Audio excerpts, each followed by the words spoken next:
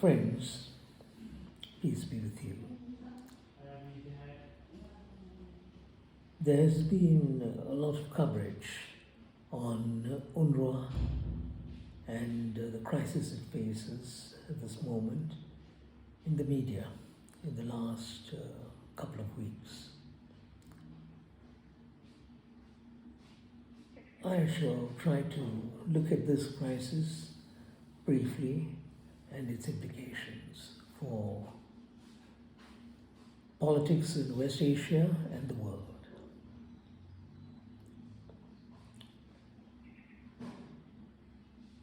Now, what is UNRWA? United Nations Relief and Works Agency, established in 1949 in the wake of Nakba, in the wake of the great catastrophe that befell the Palestinian people. This body was established to provide assistance to Palestinian refugees because one of the outstanding features of Nakba is the refugee crisis. That in 1948, with the creation of the State of Israel, something like 780,000 people became refugees almost overnight, apart from those who were killed and some were absorbed into other countries, but there were these refugees, Palestinian refugees. A lot of them moved to Gaza, which was part of Palestine also, and others went to other countries, including Lebanon and Jordan, Syria, and so on. Now, UNRWA was established under the aegis of the United Nations, but not part of the UN in the formal sense. It's not funded by the UN. It is funded by groups and nations on their own, not through the UN, because they wanted to give greater flexibility to UNRWA. That was one of the reasons. In other words, they should be able to harness assistance beyond what refugees would be entitled to. So UNRWA was set up, and it has existed all these years and provided help to Palestinian refugees in three main areas: education, healthcare, and social services. Education, it runs hundreds of schools for Palestinian kids. Healthcare, it provides basic healthcare through health clinics in not only original Palestine, but also in other countries like Lebanon and Syria, Jordan, and so on. And number three, of course, social services, various types of social services which it provides to these refugees. It has been doing a tremendous job helping refugees who have no one else to turn to, making sure that they're able to live, to survive, to gain access to education, to look after their health. Very, very basic. Now, a number of countries have been providing financial support to UNRWA all these years. This includes a number of Western countries, led by the United States and a number of other countries. But what has happened recently is a number of these countries, it's perhaps 18 in all, the United States plus 17 other countries, Western countries, they have decided to withdraw their funding. No more funding, no more help, no more financial assistance to UNRWA, which means that UNRWA will not be able to function for too long. In fact, its chief argued just the other day, a few days ago, that if funding stops from all these countries, and these are the major funders, UNRWA will not be able to carry on with activities beyond February, this month. This will be the last month. So what happens to the 5.7 million refugees in Palestine and other countries who are so dependent upon UNRWA? What happens to them? What happens to the 30,000 refugees who have become employees of UNRWA? They're working in UNRWA. So this is their source of income, UNRWA itself. What happens to them once you turn off the tap? No more funding. There's going to be a huge crisis, both in terms of income support for people and jobs, and all the other consequences that emanate from this. The impact would be disastrous. Why are these countries, Western countries, doing this? The reason they've given is that when October 7th happened, when, according to the Israeli version of things, a number of Palestinians broke out of their captivity and attacked Israeli kibbutz, Israeli communities on the border. And of course, they say that something like 1,200 people were killed, and so on. We don't know the whole story yet, the real version, what really happened. This is why we have called for an independent investigation into what happened on the 7th of October. What is the real story? Because, the Israelis began by saying that 45 babies were killed.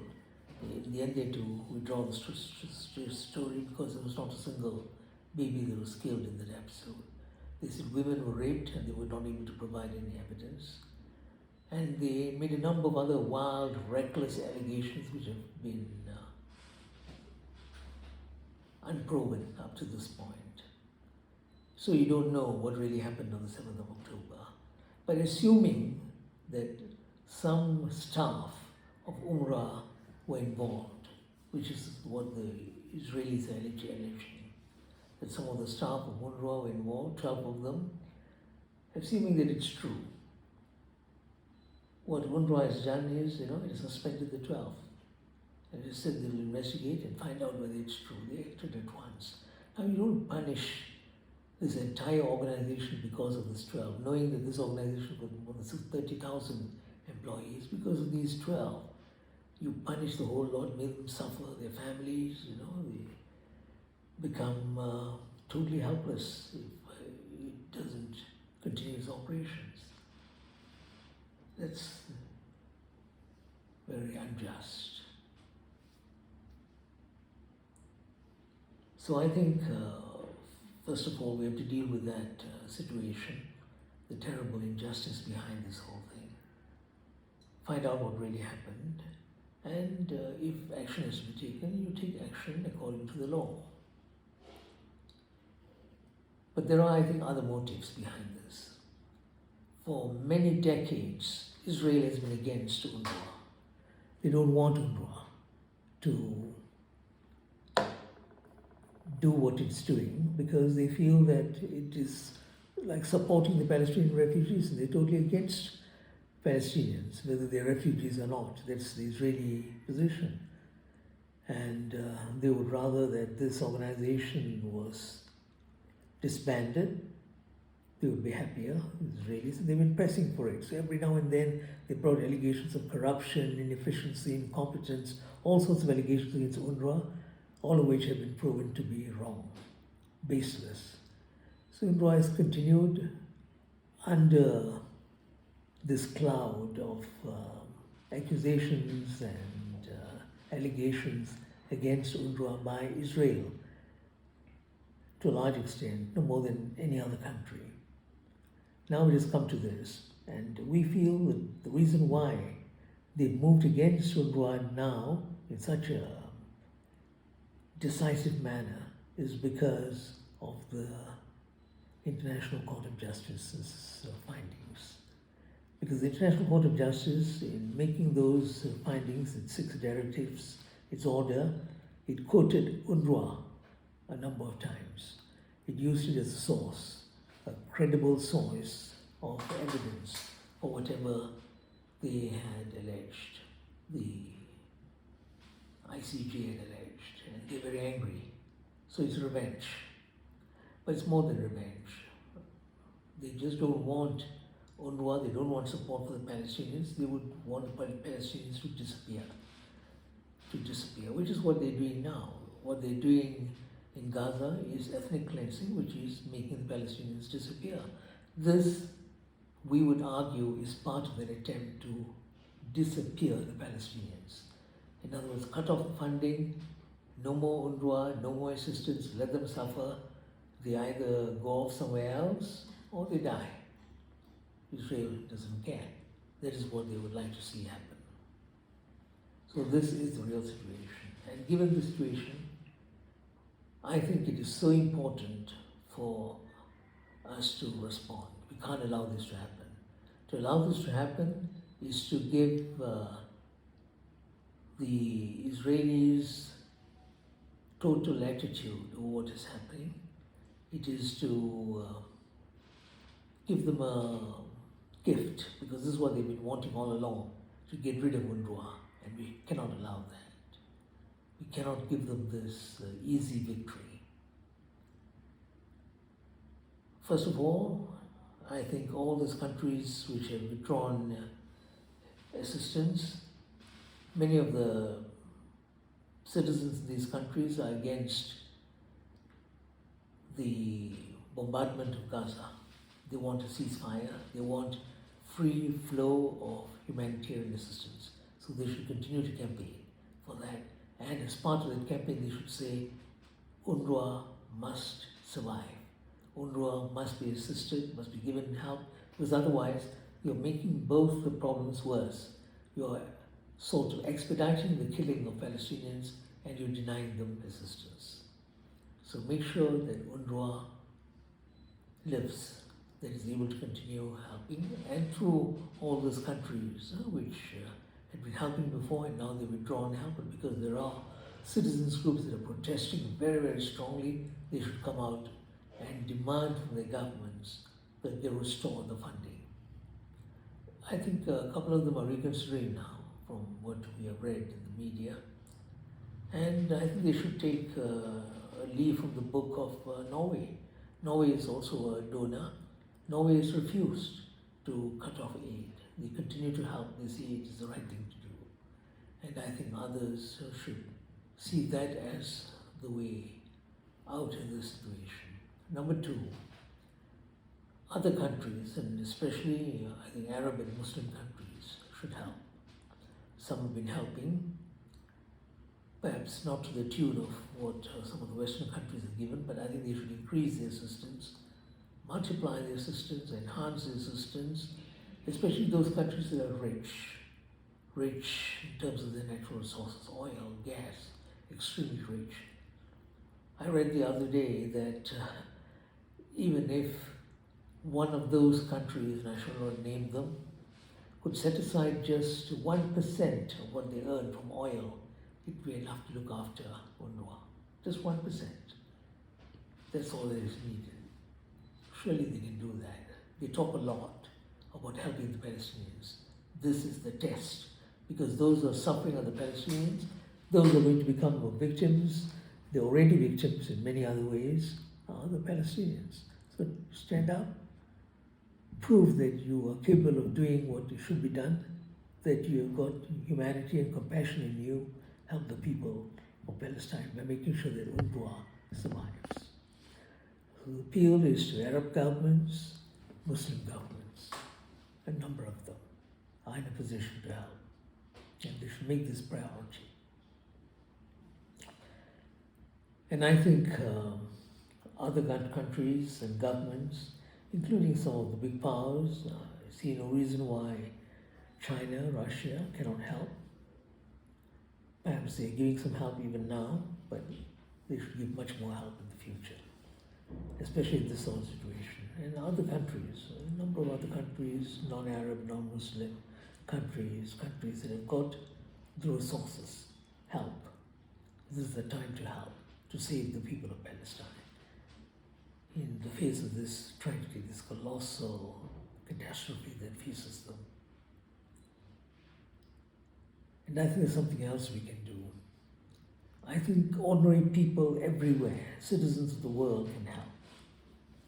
And the body that should take the lead is the BDS movement. The BDS movement is international. It has got its branches everywhere. They should mobilize and ask people to contribute to UNRWA, to the Palestinians, through BDS. That will be a major contribution if that can be done. Make substantial contributions to the people of Palestine through BDS. BDS has proven to be a movement that has credibility, that is committed, that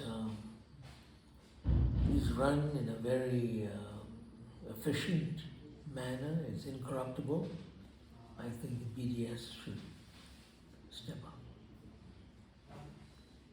I'm hoping that BDS Malaysia, they will pay some attention to this aspect of the message and get the international BDS to respond, to mobilize. And I want to conclude by saying that there are two things about this UNRWA crisis, the crisis of the United Nations Relief and Works Agency. Number one, it shows the utter hypocrisy of some of these Western countries. That they use this crisis just as an excuse to turn off the tap, to make people suffer.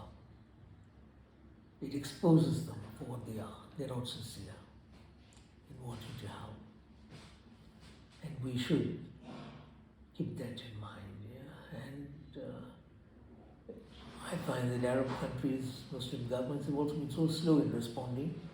There is also something that we must not forget. That at the time of need, in the midst of a crisis, when their help would have made a tremendous difference, these governments have not lived up to the challenge. And I think we should keep that in mind too. There's something we can learn from this crisis. The failure of elites, Muslim, non-Muslim, Arab, non-Arab, everyone. The failure of these elites, the lack of sincerity. And number two, I think this crisis also showed us, in the ultimate analysis, don't depend on anyone else. You have to mobilize your own resources. You have to stand on your own feet. You have to gather whatever you have in order to make a difference. And that I think is a real challenge at the moment. For us to go all out, to mobilize whatever resources we have, put pressure, appeal to various groups, elements, whatever, and do all that we can to save the people of Palestine. The Palestinian people have shown to the whole world what courage and integrity mean. Through their sufferings and their sacrifices in the last 100-odd days, this has been fantastic. Very few people would have been able to do what the Palestinians have done. Now surely we can recognize that, we can acknowledge that by doing a little bit for them. Each of us, citizens of planet Earth, let's stand up and do what we can